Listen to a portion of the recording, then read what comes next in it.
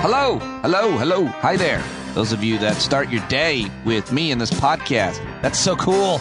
I love it. I love to be here with you at the beginning of your day, telling you the news and welcoming guests like today's Wajahat Ali, talking about a whole bunch of things. Always love our conversations. And that starts today at 40 minutes in because I did this very long news segment because Henry Kissinger died and I included some bonus stuff. But yeah, I just want to take a moment to say as many ways as I can how much I appreciate your trust and respect. And I'm just real grateful that you're here. And I hope to see you at tonight's hangout. If you're a paid subscriber and you've never come, why not? Stop by. Keep your camera off. Change your name. Just hang out with us. Get to know who's hanging out with us. If you want to share, turn on your camera, share. If you don't, doesn't matter. But would love to have you there tonight at 8 p.m. East. I will be hosting. Look forward to seeing you at the Stand-Up Happy Hour Hangouts every Thursday at 8 p.m. Or sign up now, patreon.com/PeteDominic. That's how we do it. Coming at you from the solar-powered shed in Rockland County, New York. I hope that you're doing okay here on the final Thursday of the month. It was just a week ago that you were having Thanksgiving. Don't you hate when you do that or other people do that? I've had friends who are always like, oh, in just 1 week I will be here. Or it was just a week ago that I was there. You're living in the past or you're living in the future and you're ignoring the present. I say, see? Just what I did. I just did it, though, because I'm a hypocrite. But I'm trying. Folks, sorry it's so disjointed right here at the beginning. I've got a lot of thoughts that I'm thinking, and I've got a whole bunch of news for you as well on today's show. Bunch of audio clips and headlines, so let's get to it. News, notes, and sound. That's the name of this first segment, I've decided right now. I'll probably never say it again. News, notes, and sound. Let's do it. All right. Let's start with the fact that yesterday I had Eric Siegel on the show, and we talked about the argument that would be heard yesterday, and it was the Supreme Court conservative majority seeming receptive to an attack on one of the primary ways the Security and Exchange Commission enforces laws against security fraud. Or as Elie Mystal sarcastically put it on Twitter, well, that's over. And by that, I mean both the oral arguments and the ability of the SEC to enforce laws.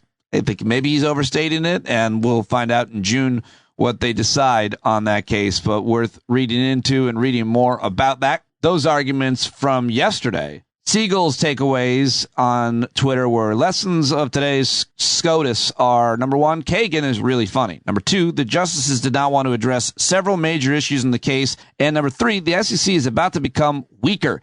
The agenda is Nixon cuts to the administrative state, then one day major disaster. It's how Roberts rolls. There you go. The Roberts Court, where your rights go to die. Oh, Siegel liked that one. That was mine.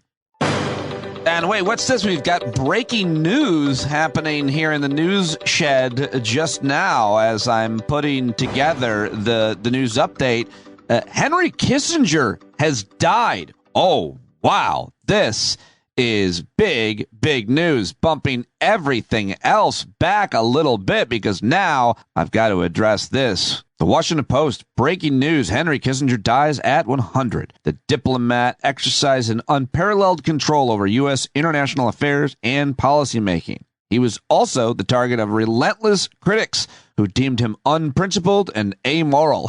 Wow, that is an interesting tweet from the Washington Post. And here's a few others. Seeing a lot of unkind words about Henry Kissinger, but not nearly enough. Don't be shy. History demands he be remembered for the monster that he was. Ryan Grimm tweets that Henry Kissinger was a disaster for Israel-Palestine. He was convinced that the Palestinians could just be ignored and would eventually just go away. I forget who wrote this, but somebody said, was Henry Kissinger vaccinated? In case you don't get that. The anti-vax people think that everybody who died because of the vaccine, no matter who they are, even if you're 100-year-old Henry Kissinger. Liza Minnelli Outlives is a Twitter account. Liza Minnelli has outlived Henry Kissinger. The former Secretary of State was 100 years old and lived longer than many people had hoped.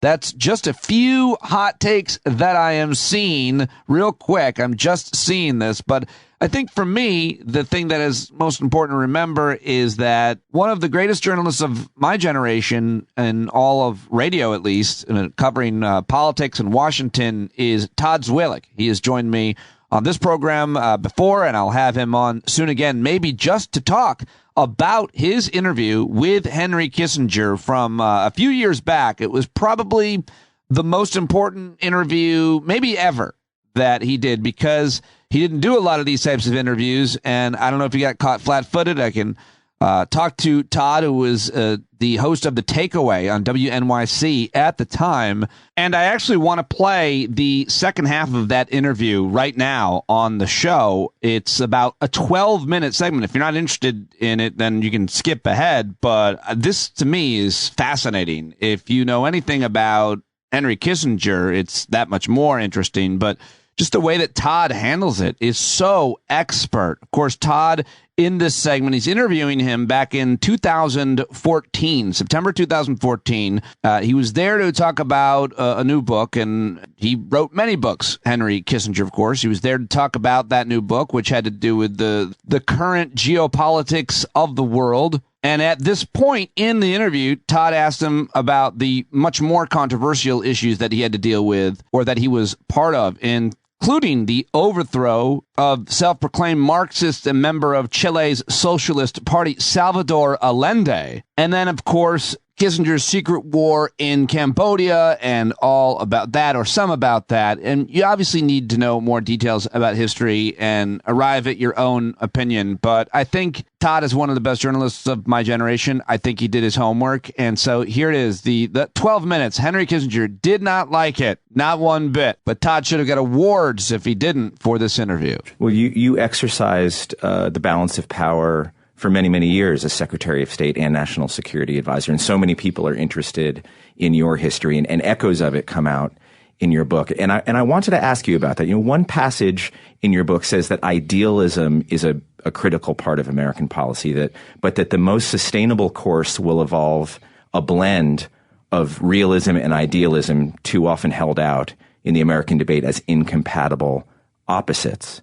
And it made me think of your history in places like Chile. Was it the case that realism trumped democratic idealism there when you engineered the coup against Salvador Allende? Was that an example of that? You know, one trouble with discussion of this type is you're referring to an event that happened 50 years ago. And so it's very hard to reconstruct. 40, yes. Or 40 years ago. Very hard to reconstruct. The fact is, I did not engineer a coup against Allende. Allende was overthrown by his military, with whom we had no contact 2 years earlier or 3 years earlier when he came in.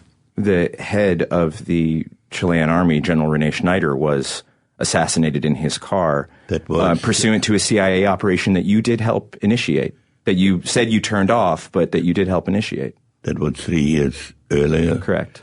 It was not an operation that we initiated. It was not planned as an assassination. And we turned it off once we became aware. But that happened 3 years earlier. That was not in connection with this. And many other people testified in front of the Church Commission in the Senate later on that, in fact, you were well informed of that operation, even after officially turning it off in a memo. Look, let me tell you something here. It's an issue that your audience cannot possibly know much about. This happened over 40 years ago. It has been exhaustively discussed. It is a reflection of a period in which the divisions in America were so great that opponents seem to take a perverse pleasure in charging the people with whom they disagreed on other points with sort of criminal activities. And to have a meaningful discussion, you have to begin with the premise that serious people are trying to do the best for their country. We have been trying to overthrow President Assad. We overthrew, in this administration, we supported and took military action in Libya for that purpose. That America has an interest in bringing about democratic governments. It's a well-established fact. What the details were in 1971, with all due respect to you, It's not an appropriate subject here because it's easy to fish out individual statements before committees. I think our national debate would be helped if we assumed that serious people were trying to achieve serious objectives and to ask what these objectives were and not to see whether there is one act taken by some outlying CIA group. I understand that. The nature of these questions is not to have a prosecutorial forum. A lot of very smart people have pointed to the way that you, as a world leader and Secretary of State, helped shape the world that we see today in places like Cambodia and Chile and other places. And we don't have time to get into all of them. Yeah, but it take goes Cambodia, to looking at, that's another one. Here we are at a time when we find terrorist activities going on from foreign countries. What was the issue of Cambodia? 4 Vietnamese divisions had occupied a strip of territory in Cambodia. These divisions entered Vietnam at will and were killing Americans. They launched an offensive against the Americans in Vietnam before we even knew the way to the bathroom in the White House. We had 400 to 600 casualties in the first 8 weeks. So what would your listeners have done? Would they have bombed these areas or not? We bombed these areas that were largely uninhabited. The current administration is doing it in Pakistan, Somalia, and... Excuse me, sir, uninhabited goes against the facts of history. There were hundreds of thousands of people killed in that campaign. Wait a minute. Ignorance is no excuse for being insulting. The bombing that people are talking about, that are criticizing the White House, was a 10-mile strip in which very few people were killed, if any. Then there was a military intervention when the North Vietnamese tried to occupy all of Cambodia. And then, as a result of the ground operations that were going on, the same sort of casualties occurred on the ground in Vietnam. Those were not under any individual White House control, and I don't know whether the numbers are correct. I'm sure they were not hundreds of thousands, but they were civilian casualties as a result of the ground operations caused by the North Vietnamese invasion of Cambodia. But to be asked to go over this again 50 years later, it's really absurd. Well, let me bring it to the present day, because the frustration is understandable, I suppose. Would students of history have an easier time with some of these questions? I'm not the first to ask them, of course.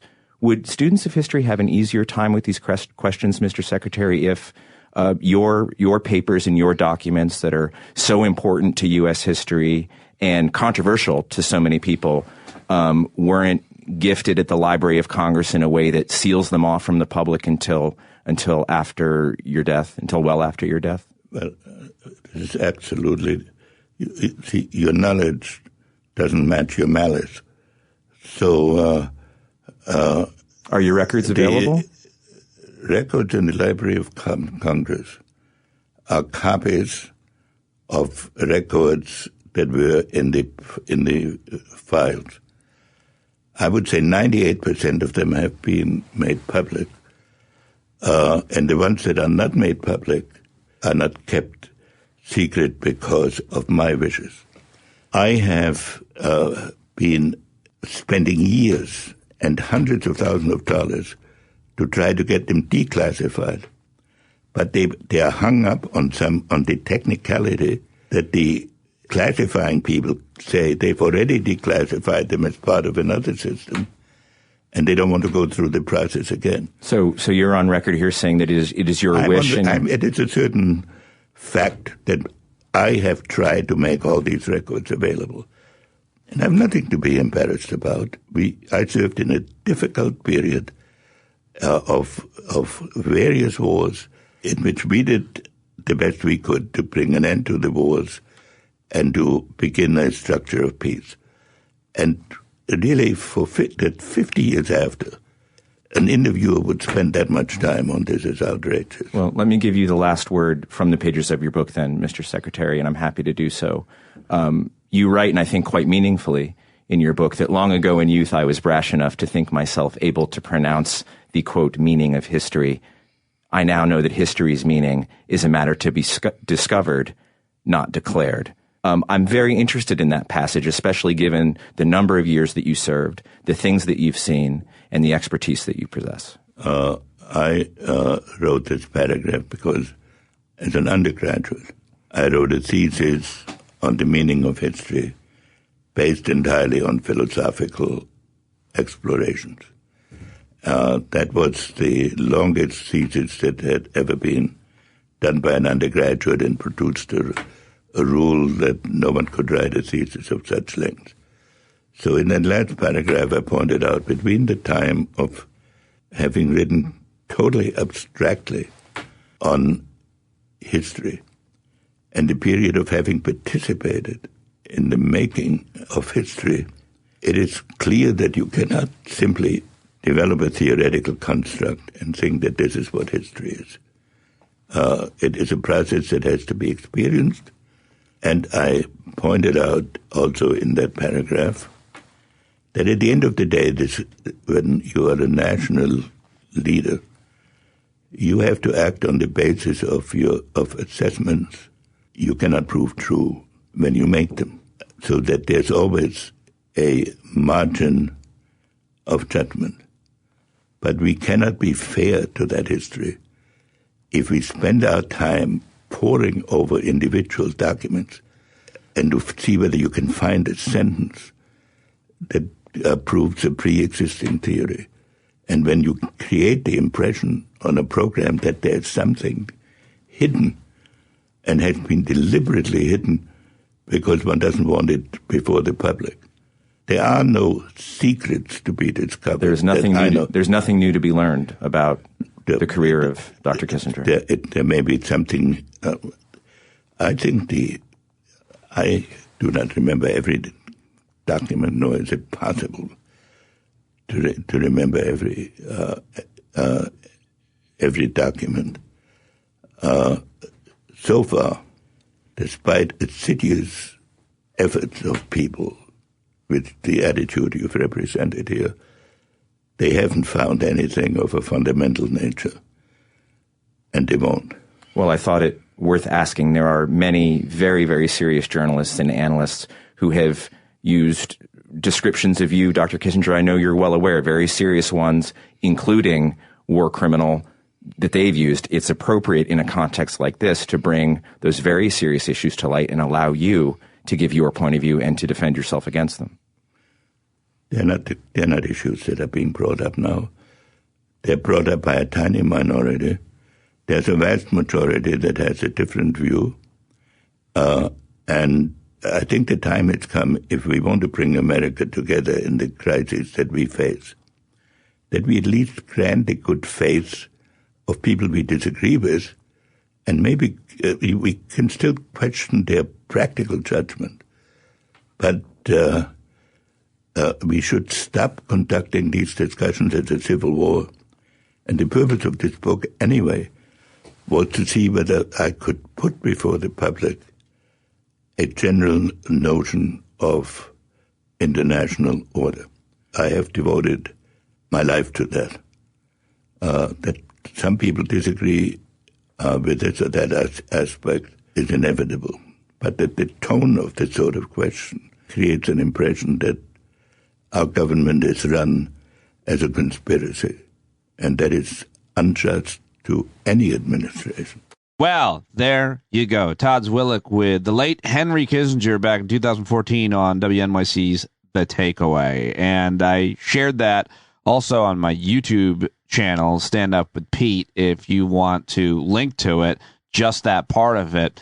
And also thought I would throw this in. Here's Bernie Sanders when he was debating Hillary Clinton back in 2016 for the Democratic presidential nomination. He called out Hillary Clinton for taking advice from Henry Kissinger. And here is that 1 minute and 20 seconds. Where the Secretary and I have a very profound difference. In the last debate, and I believe in her book, very good book, by the way, in her book and in this last debate, she talked about getting the approval or the support or the mentoring of Henry Kissinger. Now, I find it rather amazing because I happen to believe that Henry Kissinger was one of the most destructive secretaries of state in the modern history of this country. I am proud to say that Henry Kissinger is not my friend. I will not take advice from Henry Kissinger. And in fact, Kissinger's actions in Cambodia, when the United States bombed that country, overthrew Prince Sihanouk, created the instability for Pol Pot and the Khmer Rouge to come in, who then butchered some 3 million innocent people, one of the worst genocides in the history of the world. So count me in as somebody who will not be listening to Henry Kissinger. Secretary Clinton. Well, I know journalists have asked who you do listen to on foreign policy, and we have yet to know who that is. Well, it ain't Henry Kissinger, that's for fine. sure. That's fine. There you go. There you go. All right. I thought that would be worth including and taking a bit of a departure from what I had normally scheduled. I have all these other clips and obviously headlines that I haven't gotten to because we got interrupted by old 100-year-old Henry Kissinger biting the dust. So just let me mention a few headlines. About 90 House Republicans plan to support the vote to expel George Santos from Congress. A grand jury indicted 2 Republican county supervisors in Arizona for delaying the certification of the 2022 election results. These ones that we just had last year, not this past, but last year's election results. Trump doubled down on his calls to repeal and replace the Affordable Care Act if he's elected president again, which is great news because the vast majority of voters don't want to see that happen. And he keeps talking about it, and Democrats will be all over that one in the states, especially that matter, and even the ones that don't. President Biden went out to Colorado into Lauren Boebert's district and criticized her as one of the leaders of this extreme MAGA movement. I'll play some of that for you. Also, did you hear about this? A co-founder of Students for Trump was arrested and charged with assault. Apparently hit his girlfriend with the gun, pistol whipped, I think it's called. I'm not seeing that being reported in enough places, I just want to add. Officials added wolverines in the lower 48 states to the endangered species list. That is not great and always makes me think of the movie War Games. Federal prosecutors accuse an Indian national of attempting to kill a Sikh separatist in New York City. The U.S. charging an Indian citizen in a plot to kill an activist here in America. The indictment says the plan was linked to the June assassination of a separatist in Canada, allegations that could complicate relations between Washington, Canada, U.S., Canada, and India. The hit, apparently, was planned by an Indian government official who told the man tapped to carry it out that there was a target in New York and another in California. According to prosecutors, we have so many targets, the official told him. Well, apparently, they hired a hitman who was also an undercover officer. So, yeah, that's not the best way to do it. A very important story because of the consequences for diplomatic relations between India and the U.S. You don't really, you really don't go into other countries, other people's countries that you have any kind of good relationship, working relationship with, diplomacy with, and start killing people because you've got beef. That usually doesn't work out well, especially in the U.S. We might do it in your country, but you can't do it in ours, I think is the rule. Negotiators are racing to extend the Gaza truce as stories of hostages that are just so heartbreaking are starting to emerge. Hamas released 16 hostages in a swap for Palestinian prisoners on the 6th day of the Gaza truce. And I know people are following that hour to hour, and really, really important, obviously, to keep on watching, and heartbreaking to hear these horrible stories of the way especially these young people were held. It's just, terrible and tragic and unspeakable, really. But can't look away. We'll keep talking about it, thinking about it, and covering it with experts here on the program. Let me know who you want to hear from on that issue as we continue to talk about it. Also saw this, U.S. life expectancy crept up but remained below 2019 levels. The U.S. lagging, of course, behind many other wealthy nations, both for how many years of life expectancy it lost during the pandemic and how it slowly recovered. But in the U.S., you're supposed to live apparently to 77 and a half years. So count those weeks, everybody. Definitely got to read Oliver Berkman's 4,000 Weeks if you haven't already. I mean, I got to actually read it. I've only read about it. Those are your headlines. Now let's get to some of the sound that I brought. Several clips for today's show, starting with the Senate Majority Leader and highest-ranking Jewish official in the country, cautioning progressives and young people against unwittingly embracing bigotry in the name of social justice. It was Chuck Schumer yesterday on the Senate floor giving a more than 40-minute explanation and condemnation of anti-Semitism in America that's flared since Israel began retaliating against Hamas for its October 7th terrorist attack against these Israeli civilians. And here is just about a minute and a half from Chuck Schumer yesterday. The time for solidarity must be now. Nothing less than the future of the American experiment hangs in the balance. Building a more perfect union, one that fulfills our founding ideals, is our longest and most solemn struggle as a country. And as Americans, we are called on to do all we can to achieve that higher standard. We are stewards of the flames of liberty, tolerance, equality, that warm our American melting pot and make it possible for Jewish Americans to prosper alongside Palestinian Americans and every other immigrant group from all over the world.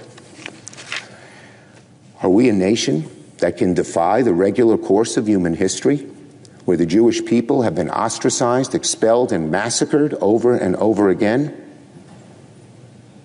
I believe, truly believe in my heart, that the answer can and must be a resounding yes. And I will do everything in my power, as Senate Majority Leader, as a Jewish American, as a citizen of a free society, as a human being, to make it happen. Kain Yehi Ratzon. May it be God's will. All right. Chuck Schumer yesterday on the Senate floor. And now here's another very religious man, a Christian nationalist, though. He is the House Speaker, Mike Johnson. Yesterday, he claimed that the impeachment investigation into Joe Biden is not meritless, like the probes into former President Trump, because investigators have found more than enough alarming facts that could lead to charges against the current president. This is tough to listen to. It's hard to believe if he's just being dishonest or he's completely disillusioned, but I think he's just being dishonest. Mike Johnson appeared yesterday along with Congressman Comer and Jim Jordan and Jason Smith, who claimed that they had found 4 major pieces of evidence against the Biden family, allegations that required him to be impeached. And this is tough to listen to the Speaker of the House say, but you got to hear it. Mike Johnson yesterday on the impending impeachment, or their definitely failed effort, embarrassingly bad effort to impeach Joe Biden. Many of you know I'm a lawyer, I'm a constitutional law attorney. I served on President Trump's impeachment defense team twice. And we lamented openly and we decried how the Democrats politicized that process. They were brazenly political in how they brought those meritless impeachment charges against the president. What you're seeing here is exactly the opposite. We are the rule of law team. The Republican Party stands for the rule of law. And the people in charge of this are doing this thoroughly, carefully, methodically. They're investigating and gathering all the facts. And to do this appropriately and to do it in a manner that upholds our constitutional responsibility requires time. It requires a sound process. You don't rush something like this. You can't. All right. Well, dishonesty or disillusionment, which one is it? You tell me. Well, I've got some more here for you to listen to as well. Yesterday at an oversight committee hearing, I think it was, he had the disgraceful Colorado Congresswoman Lauren Boebert had a real fail, a real backfire when she was questioning an official from the Social Security Administration. I think it speaks for itself. You all are allowing delinquent employees to sit on their sofas at home instead of actually getting to work and doing their jobs. This is absolutely unacceptable. So our employees are working whether they are in the office or at home, and they are. Are you monitoring the work that they are doing from home on a regular basis? Yes, we are. Every employee, do you have the numbers of the hours that are submitted? Are you counting how many times they're logging into their computers and responding to casework? So our employees are subject to the same performance management processes and oversight they are whether they're teleworking or working in an office. And we have systems in place that our managers use to schedule, assign, and track workloads. And that includes individual employee workloads in many cases. So real-time understanding of what actions are being processed at any particular given time. Additionally, our employees are required to be accessible to their supervisors, clients, colleagues, and external parties during work hours via a variety of means, including instant messaging, video platforms, and telephone. They are connected to the workplace, whether they are in the office or at the home. Then why is the backlogs for Social Security applicants increased from 41,000 to 107,000? Because we've been historically underfunded for a number of years now. I don't think you're underfunded. You're funded at the Nancy Pelosi levels. At the Democrat levels, we just continued that same funding. So I would say at pandemic level spending. So I would say we'd have an increase of over 8 million beneficiaries over the last 10 years. At the same time, we experienced our lowest work staffing levels at the end of FY22. That's a math problem. I mean, that is a problem. If you have those workloads, increasing, and you don't have the staff to take care of those workloads, you're going to have the backlogs that you're talking about, Representative. Well, I would love to see. We're done. Thank you. You wouldn't love to see anything except you lose your job next year because the president of the United States, Joe Biden, went to Colorado and went into Lauren Boebert's district and made a pretty powerful speech yesterday. Take a listen. And just this morning, we learned that our economy, just this new data out, our economy grew by over 5% in the last quarter.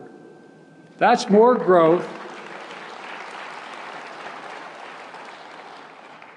That's more than it grew under my predecessor in any quarter outside the pandemic, despite promises of massive tax cuts for the wealthy, and corporations would be what they said would supercharge the economy and trickle down to working folks.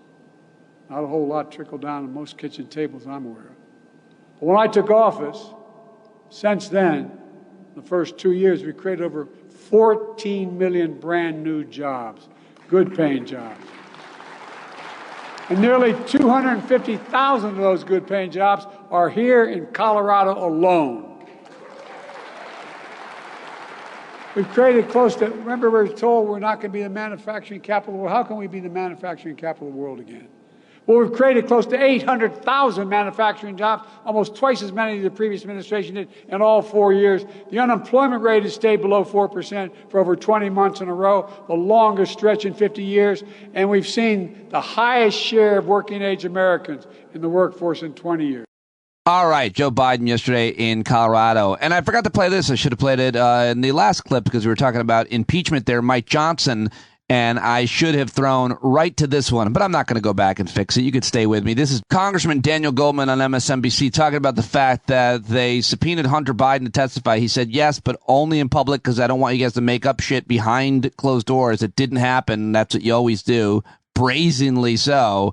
And called his bluff. And now Comer looks like a coward. And even right-wing lunatics are saying, "Why, you're not going to let him testify publicly?" Here's Congressman Daniel Goldman on that and impeachment efforts. Right. You would think that'd be great. We would love to have the witness that we've been attacking for 11 months come in and answer our questions. But they said they don't want him to testify publicly. They don't want the American people to hear directly from Hunter Biden. They want him to go behind closed doors where they can take secret testimony, leak misinformation, misleading information, cherry pick information to paint this entirely fictional story that they have been painting all year. They had one public hearing for their impeachment investigation at the end of September. It was an abject failure. Chairman Comer is leading a disastrous investigation, and Hunter Biden just called his bluff because what Hunter Biden will say will not help the Oversight Committee. It will put the final nail in the coffin of this bogus sham investigation. And Jamie Comer knows that. He knows that if this is public, he's doomed. That's why he wants to do it in private. In fact, what he really really wanted was for Hunter to say that he would not testify, because his last-ditch effort was to claim some sort of obstruction, which would then somehow support his bogus allegations. But Hunter Biden called his bluff, and Jamie Comer and the House Oversight Committee and this sham impeachment investigation is running around with their tail between their legs. They don't know what to do. All right, there he is, Congressman Daniel Goldman, and I thought that was a great clip I wanted to share. And lastly, I wanted to talk about what happened yesterday at the New York Times Deal Book Summit in New York, where guests like Vice President of the United States Kamala Harris, the President of Israel Isaac Herzog, Elon Musk, and other leaders in business and politics speak on everything from artificial intelligence, economic tensions between the United States and China, and, of course, Hamas's October 7th attacks on Israel. The event was hosted by New York Times columnist Andrew Ross Sorkin, and here is just a clip. Number one, his question to the Vice President of the United States, Kamala Harris. Kevin McCarthy was here this morning, and he was, in very stark terms, effectively said that he did not believe that President Biden was the same President Biden that he used to talk to. Went so far as to say that when they were having the debt negotiations, that he didn't even think he was negotiating with him, that he thought he was looking at cards, and that if the information effectively wasn't on the cards, he wasn't able to do it. With all due respect, when anyone who has had the experience that he has most recently had, I don't think he's a judge of negotiations. All right, well, that was a pretty easy one for Vice President to swat away. Good applause line, laughter there in the room. But here's a little bit more in-depth conversation on AI and TikTok. She doesn't quite answer, because this is a thorny one, about China, and she doesn't want to get ahead of the president, obviously, but still, here it is. What should happen to TikTok? Well, I'll step back for a moment and say that one of the things that should keep all of us up at night is the level of mis and disinformation that is rampant and has been facilitated in a most extreme way by social media. There's no question about that. I was a member of the United States Senate when I was for 4 years. My favorite committee, I served on the Senate Intelligence Committee, where we would meet in a skiff in a bipartisan way. One of the reasons it was my favorite is because when we walked in there, people just took off, no cameras, no public, people took off their jackets, rolled up their sleeves, and we were just Americans, not Democrats or Republicans. When I was on that committee, we investigated Russia's interference in the 2016 election. And then we declassified our findings. And it's available for anyone here to read who's interested. Russia interfered in the 2016 election, targeting specific groups of Americans with dis and misinformation, with an intention to undermine the American people's confidence in our institutions, including our electoral. That was with American-owned social media and platforms. That was 2016, which was a lifetime ago in technology. By the way, as an example of that, most of the method was by text, literally words and letters. So, but do you believe that images and do you believe audio. a Chinese-owned social media platform, which virtually everybody in the country is now looking at on a daily basis, if not an hourly basis, needs to be regulated, or in some states, as you know, they're trying to ban it completely? I think we should take very seriously the fact that not only individuals but nation states take very significant measures to undermine the democracy of the United States of America, and it is incumbent on us, with one of the highest, if not the most important priority being national security, to take seriously any attempts to undermine our security as a nation. Period. All right. There you go. Kamala Harris yesterday at the New York Times Deal Book Summit. But then the fireworks all started when Andrew Ross Sorkin sat down with Elon Musk, who seemed like, I don't know, maybe he was drunk. Maybe he's always like this. He's dressed weird as always, acting bizarrely. And, well, you probably already heard it, but it's worth listening to again. Apology tour, if you will. This had been said online. There was all of the criticism. There was advertisers leaving. We talked to Bob Iger today. I hope they stop. You hope? Don't advertise. You don't want them to advertise? No. What do you mean? If somebody's going to try to blackmail me with advertising, blackmail me with money, go fuck yourself. But go fuck yourself. Is that clear? I hope it is. Hey, Bob, if you're in the audience. Well, let me ask you then. That's how I feel. Don't advertise.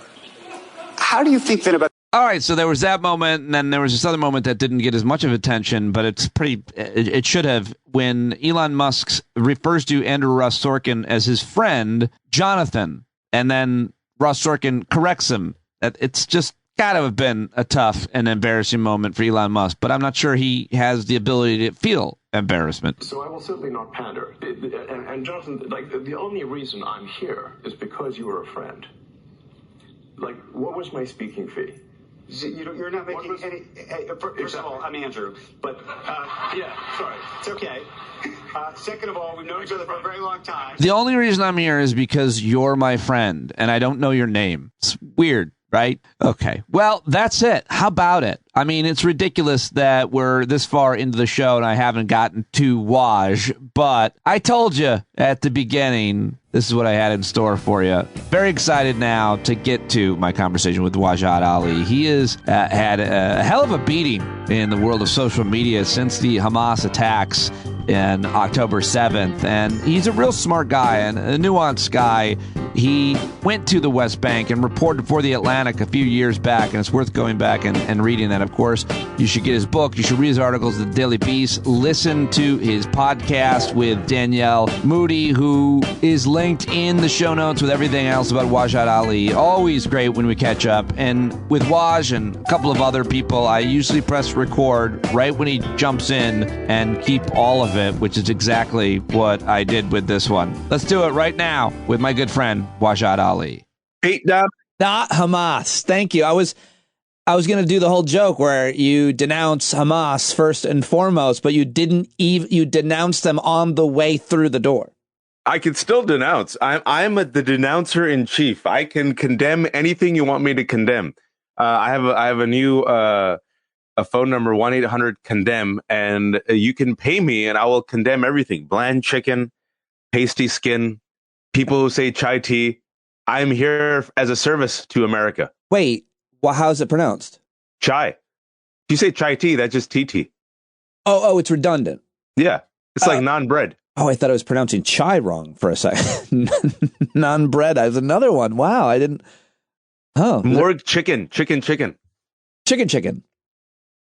I called mahi fish. Tuna fish? It's fine. Tuna, you can get over with tuna. All right, we're underway. Here we go, ladies and gentlemen. How are you? Good to see you. Thank you for joining me. I'm good, man. I recommend everyone getting their flu shot. I've been down with this flu for like 2 weeks. I had the flu shot, but I had to go do something for my kid, so I couldn't take it. So if you have not gotten the flu shot, highly recommend it because this year's variety is painful. You confused me. You had it but didn't take it? You had an appointment but didn't get it? I had the appointment for the flu shot, pardon me. And then at the last second I couldn't make it because I had to do something with my kids.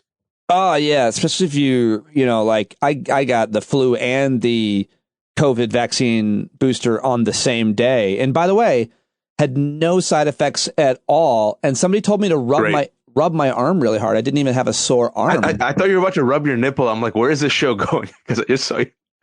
That's usually how I start the program. But so. Yeah, first you have to rub the nipple and then it accelerates the bloodstream to the brain. But listen, I think that that's probably true. Number one, people should do it. But I live in a shed. I don't see many people. And yet, you have school age kids. So it's even more important for people around people. But I still got it, even though I'm shed bound. The only thing that's missing is living in a shed down by the river. If you could only live down by the river, I think that's the evolution would be complete. And then you need a manifesto. I've decided if I could get, to 3,000 paid subscribers, to a certain amount of money, not a lot, but just enough, and stay there, then I have the best gig, like hosting this podcast, talking to people like you from a shed where there are literally deer that welcome me on the way in or out almost every day. It's quite a wonderful life. So thank you to everybody listening, but thank you to you for joining me so often here in the shed. No, it's great. And the fact that you built it, I remember the phone call several years ago during the pandemic where you lost a serious job, which actually, coincidentally, if you remember, I had actually called you for life advice 2 months before, because I'm like, what am I going to do? It was a tough situation. I think at that time I did not have the CNN gig, and my daughter had stage 4 cancer, and I think it was a pandemic. And you're like, dude, I've won the lottery. I have the best job ever. I don't know. I remember you told me, said, I don't know what I'd do if I lost this serious job. Yeah. And then like 2 months later, you're like, Waj, I lost a serious job. It was horrible. And then you built this from scratch, which is great. So it's been like, what, 3 years now? Yeah, 4 into my 4th year now here, and can't believe it. It's a lot of work, but I love it. I love doing it here and talking to people like you about the issues that we're talking about. So let's get to a couple of the things. You're your own boss. That's the best part. Yeah, I do miss working with people, but when I've tried working with people, I find I don't get back to them appropriately, respectfully, in a timely enough manner. Like, I just want to do everything. I have a harder time now corresponding with people when, you don't see them. It's a weird thing when I'm not in an office with them, much less, working for the same company or something. So I have a hard time working with people. Thank God I'm able to do this entirely on my own. But the thing is, if you weren't talking to people, I'd be more concerned if you were just a man in the shed doing work. So the fact that your job consists of literally you engaging and communicating with people. But if I lost, I'm like, what does Pete do? For the past 4 years, he wears a Viking hat and lives in his shed. He does something. He pays the bills. I'd be more concerned. What happened to him? It's a lot. A lot. Why does he wear the Viking hat? Don't ask questions. Totally isolated. He has a huge jar filled with urine. Well, I get to talk to not only, people, but every day I usually talk to a couple of really smart people that I interview, but the audience itself, I've become friends with so many of them. And we have these hangouts Wednesday nights. You've been there. Thursday nights, rather. You've been there. Great. I feel like I talk to more people and have more friends than almost any guy my age that I know. I don't know actually anybody that has more thoughtful, deep friendships. And it's the most wonderful wealth creating thing in my life. And in our age, I mean, this, we've talked about it. You've looked at the studies. In our age with middle-aged men, the reason why so many get depression, loneliness, early death is because they're disengaged with community. They have no connection. They're walled inside. They don't share their emotions. And, they want to reach out to old colleagues and friends, but they don't, because we're not taught to be sensitive and emotional. Sure. So you probably have also added a good 10 years to your life.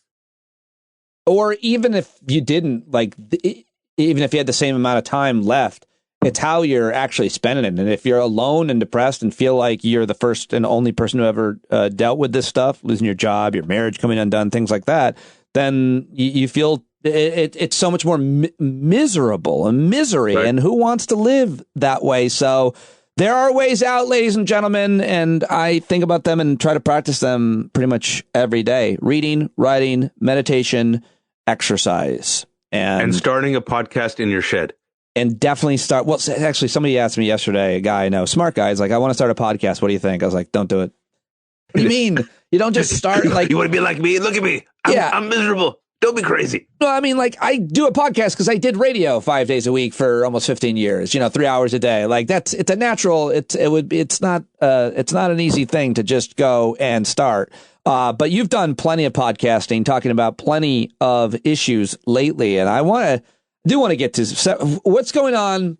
How many friends have you lost as a result of the conflict between Israel and, or even colleagues? I just see Malcolm Nance is attacking you in the meanest, cruel, and other people as well are really coming for you. And I'm surprised by some of who they are. And I probably don't know all of them, but what's going on? How are you? You all right? Yeah, the thing is this, I appreciate you asking. The sad, ever since the war on terror, so we're talking about 2 decades, when you are of a certain complexion, when you are Muslim or Muslimi, you had to have tough skin, because the stuff that people are accusing me of the cruelty, the meanness. Go back to where you come from. You're Hamas. You're a radical Muslim Brotherhood, the conspiracy theories. This was what we were dealing with for the past 2 decades, Pete. So it's almost like a reboot. And this has been with me throughout my career. So in a strange way, I'm made for this moment, right? Like I have very tough skin. But it is interesting to see how others like you, friends, family react because they're not accustomed to this on a daily basis. So my perspective is a bit skewed. I'm like, oh yeah, this is life for the past 20 years. And they're like, dude, that's not normal. That's like I know what you're saying, but for you specifically, I think this is a little different. And I say that because this is an issue that's true of all, especially in America, but other places as well, Arab, Muslim-y looking people or actual ones that have dealt with it since 9/11 especially. But you specifically have gotten a lot more notoriety, a lot more respect, a lot more credibility. You have worked at the New York Times, CNN. Your book is a really, really huge hit, and a lot of people have said a lot of really amazing things about it. You're a different person than you were the last time there was a terrorist attack, this much attention committed by Muslims.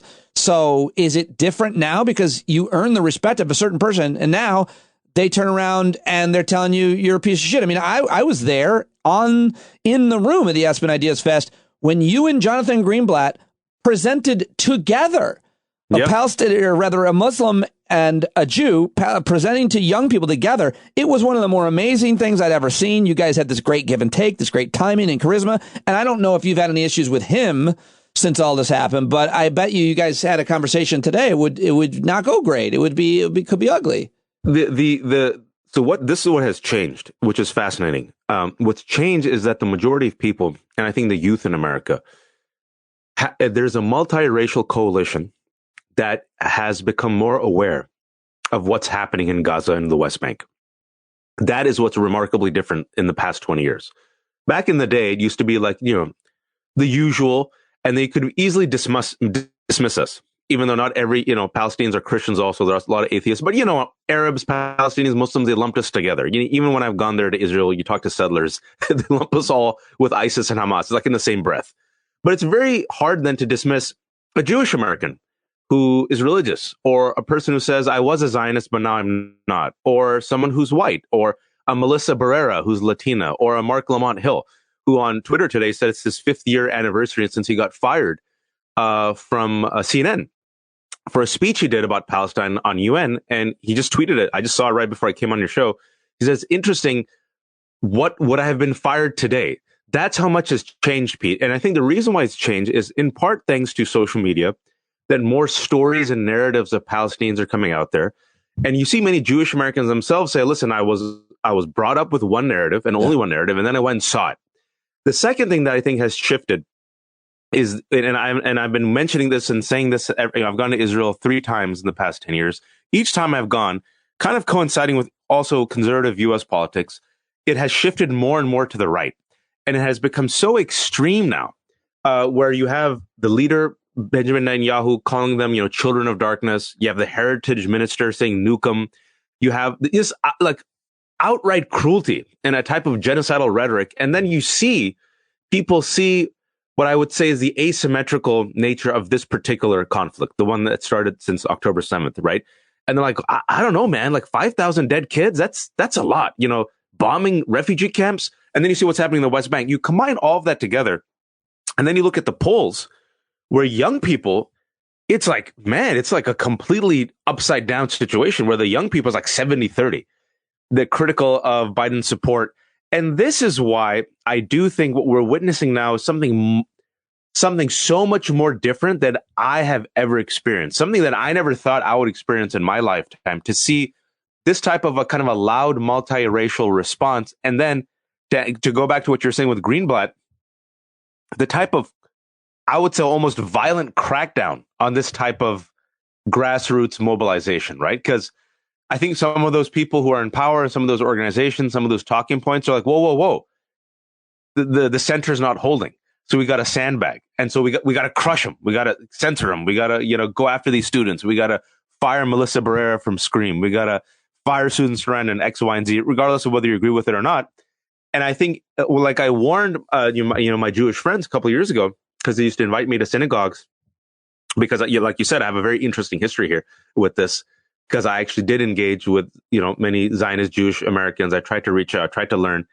I said, if you are going to crush, student groups, activists, if you allow no space for any legitimate criticism of Israel, and if you conflate, in my opinion, anti-Semitism with legitimate criticisms of Israel, you're going to get less and less people on your side. Yeah. And you're also losing Jews.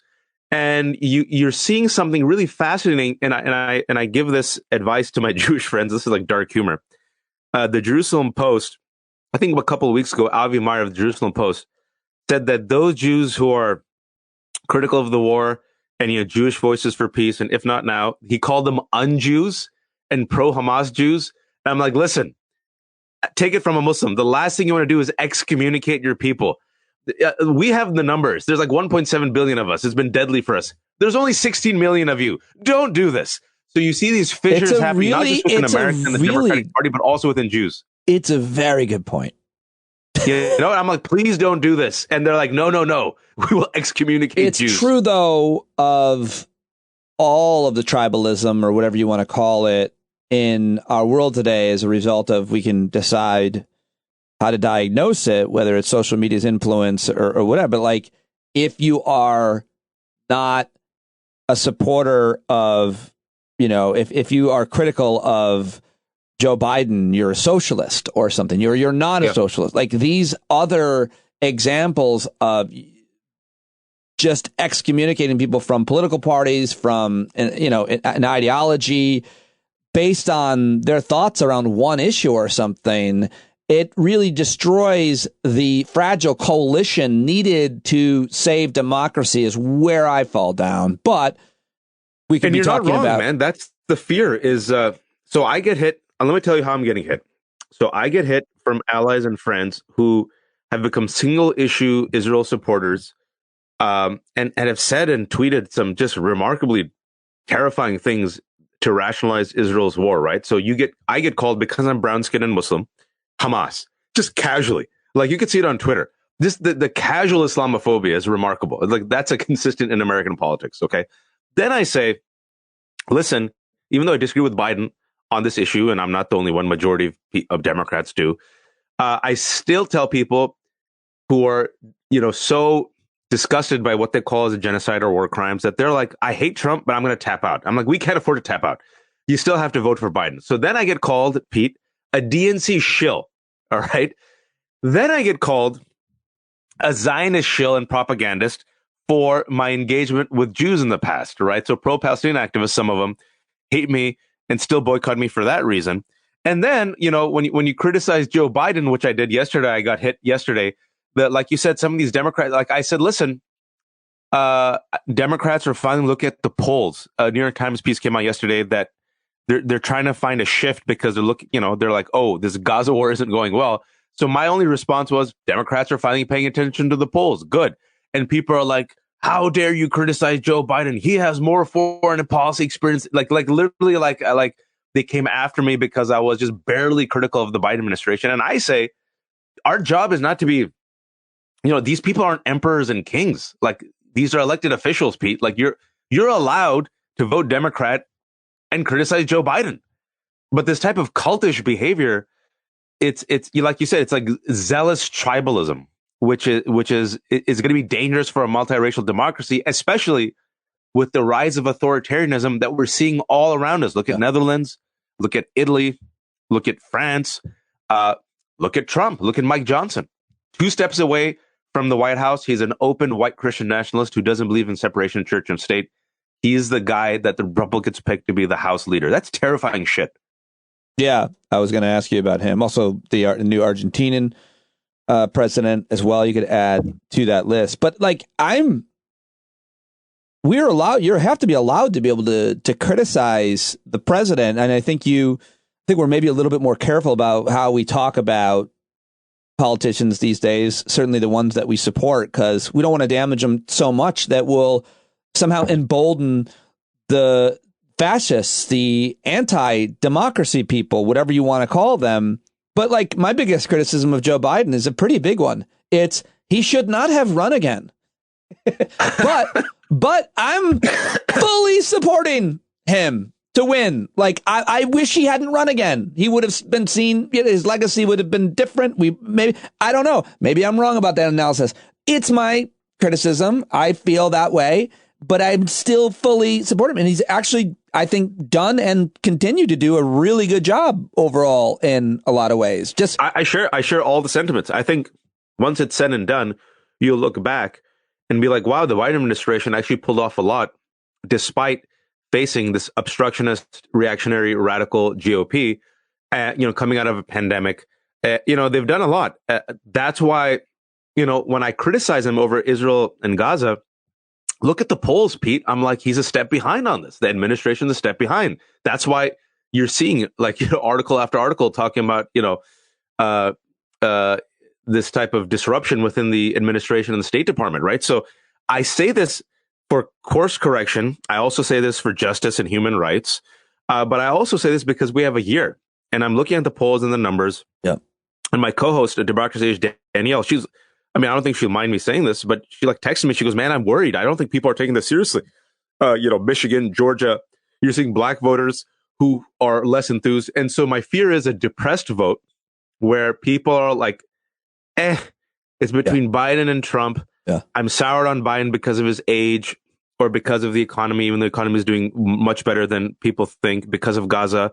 Then you throw in RFK. Then you throw in Cornel West. Then you throw in Jill Stein. No labels. Then you throw in disinformation. Then you throw in crap about Hunter Biden. And you and I know this, even though if he's going to win the popular vote, it's going to come down to 6 states, man. So that's why it goes back to me. And I'm saying am I excited about Biden? I wasn't in 2020. I'm not in 2024. I don't care. I am excited about democracy. I'm excited about maybe getting a chance to vote again in the future. Yes. I'm excited about not going to the camps.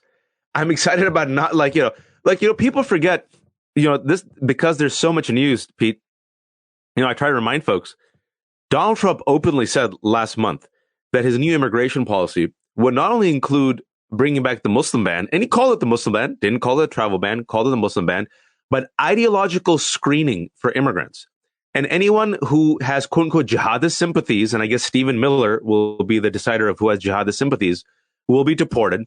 And Ryan Zinke, the most corrupt member of the Trump administration, who's now an elected official because, of course, openly talked about deporting Palestinians and banning them from coming to this country, right? So it's one of those situations where, if they're telling you this, in addition to him using Hitler's language of calling his enemies vermin, he's literally telling you, I'm going to purge the Department of Justice and use it as my wing to go after my enemies.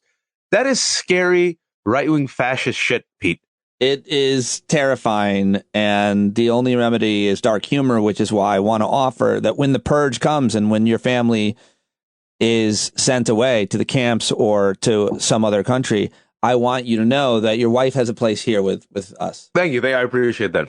Can you send halal food through a pigeon? Can you become a falconer? It doesn't seem like in the woods just to train. I don't know. You could, I suppose, but I feel like the pigeon wouldn't be strong enough to carry enough to even fill your belly. It would be heavy.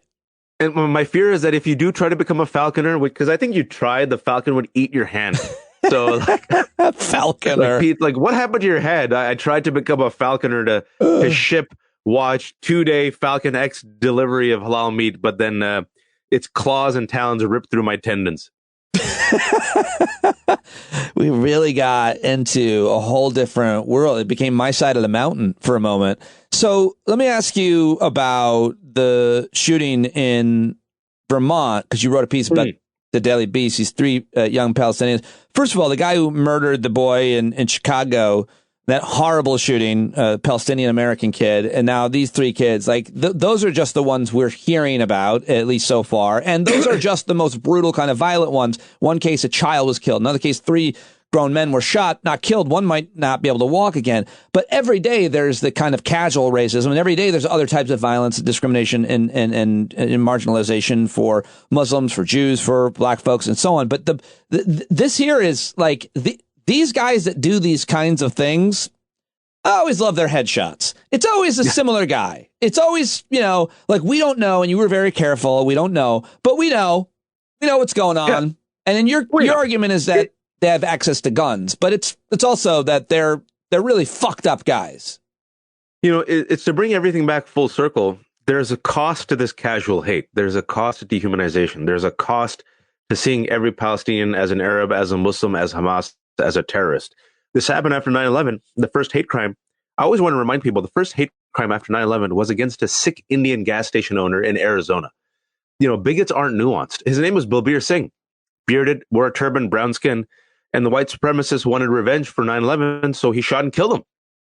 These are 3 Palestinian American students. 2 of them are citizens. 1 of them is naturalized. They were college students visiting in this, progressive, sleepy Vermont town on a walk before dinner. Guy comes up to them, shoots them without saying a word. 2 of them are still in the hospital. Like you said, 1 of them, I think, has a bullet in his spine. They're going to see if he can walk again. 1 of them has been released.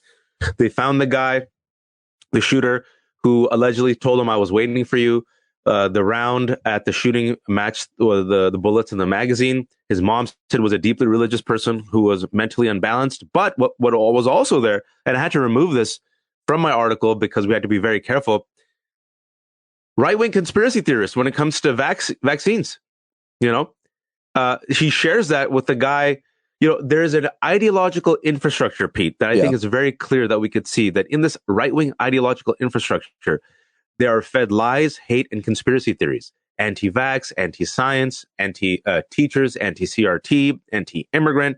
The guy who shot and killed the white woman in L.A. a couple of months ago for having a pride flag.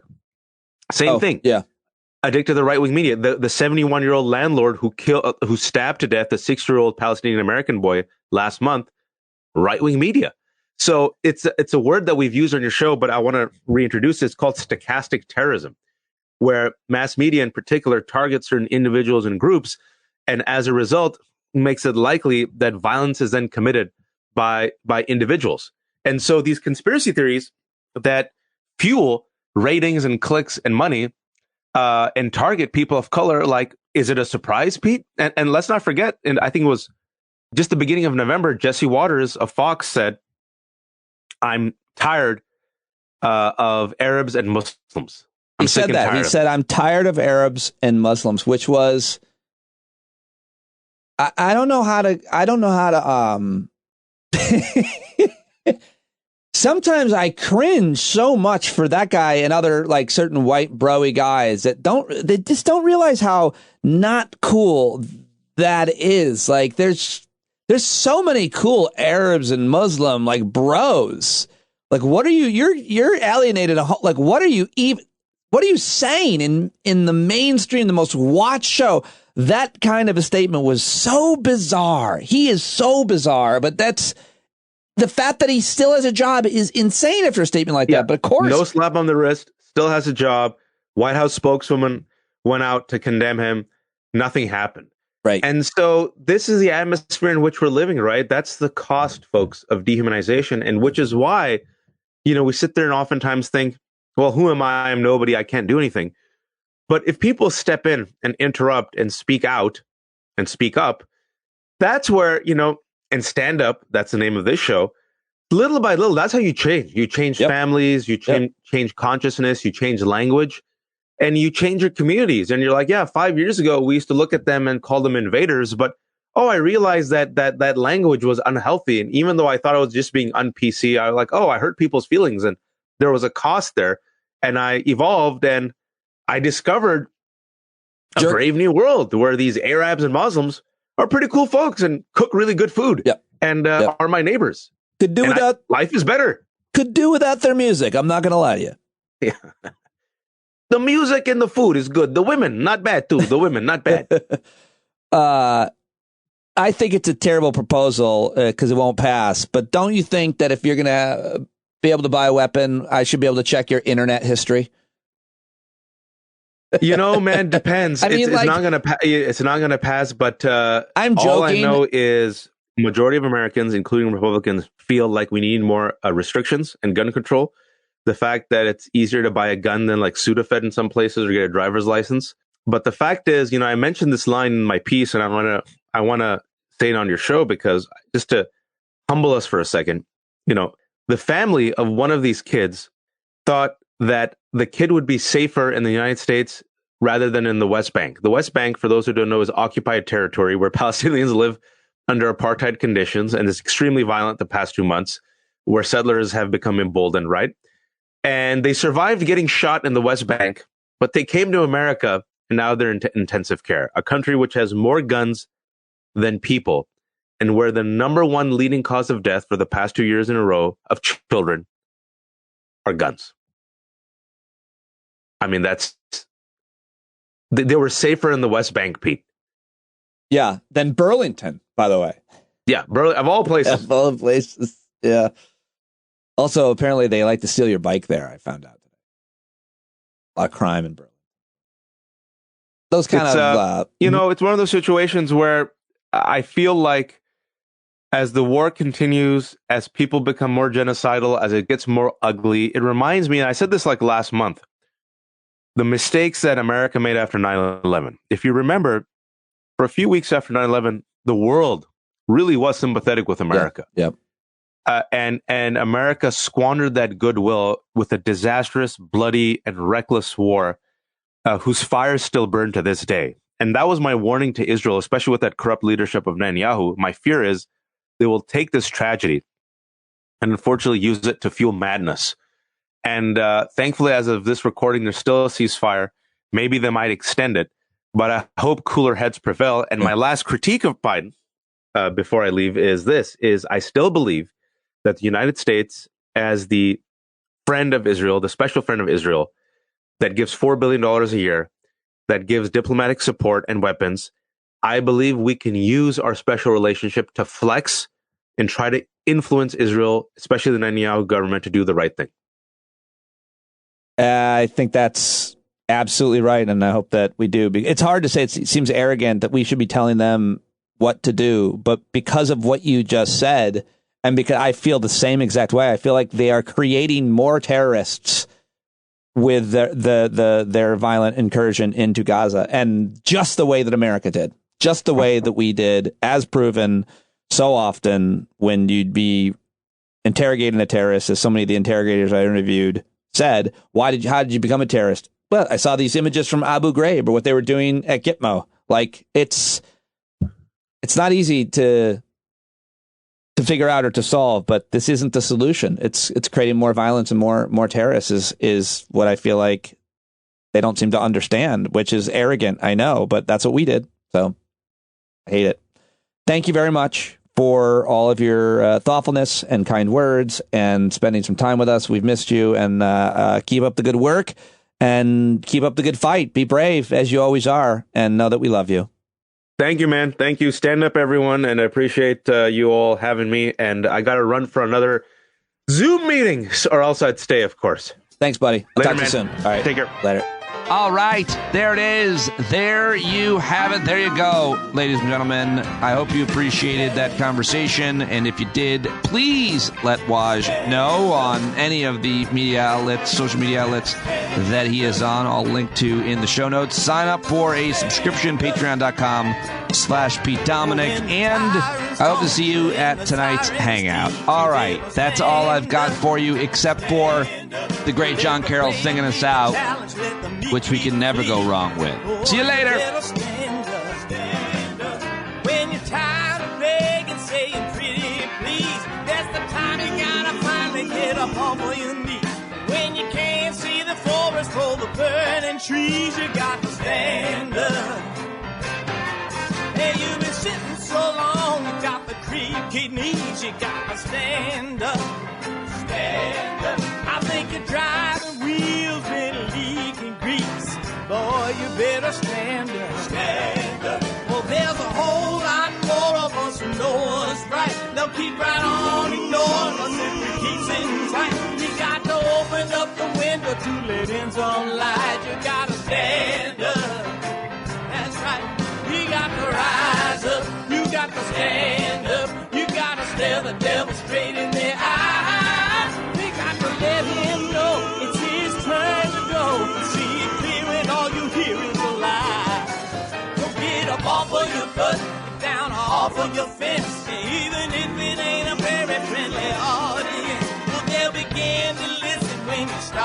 making sense, and you stand up, stand up. No need to point your rifle to defend your town, just stand up, stand up.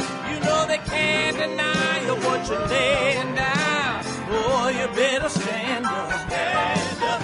Show your face of every color, yellow, black, red, and brown. She's the place where every lost child will finally be found. There's only one thing to do before we stand our ground, and that's stand up, stand up. Well, the founding fathers saw a land for all. They had to stand up, they had to stand up. They had a keen imagination for a crystal ball, drawing all the plans of stand up. But all they had to go on was the time they were in, with other causes for laws, and since they weren't even sin, they knew that change was gonna come before the change could begin. They had to stand up.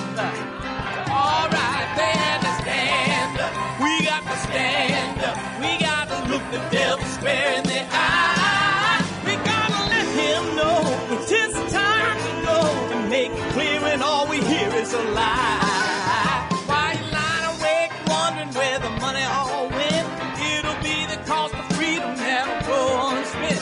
You can see him flee the scene of that experiment if you stand up. All right, we got to speak up, we got to reach up and raise your voice in every way you know how. Don't be toes up, you got to show up. Ain't no better time to do it but now. No need to pledge allegiance to no wanton tribe. Rise up, show obedience to the voice inside, and listen well and it'll tell you not to run and hide. It's